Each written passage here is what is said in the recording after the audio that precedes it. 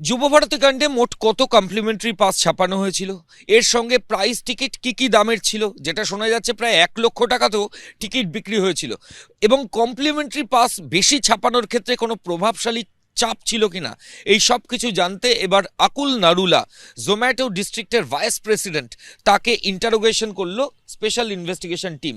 গতকাল আকুল নারুলাকে নোটিশ করে কলকাতায় ডাকা হয়, যেটা এসআইটি সূত্রে খবর পাওয়া যাচ্ছে যে স্পেশাল ইনভেস্টিগেশন টিমের গোয়েন্দারা দীর্ঘ সময় আকুল নারুলাকে জিজ্ঞাসাবাদ করেন।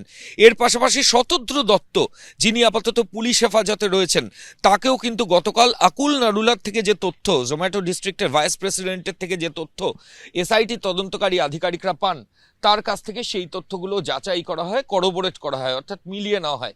ইতিমধ্যেই শতদ্রু দত্তের স্টেটমেন্ট পুলিশ আধিকারিকরা পেয়েছেন। তার 3টে ফোন বাজেয়াপ্ত করা হয়েছে, প্রথম দিনই তার একটা ফোন বাজেয়াপ্ত করা হয়েছিল, এবং তারপর তার আরও 2টো টেলিফোন, সেগুলোও কিন্তু ইতিমধ্যেই এসআইটির গোয়েন্দারা বাজেয়াপ্ত করেছেন।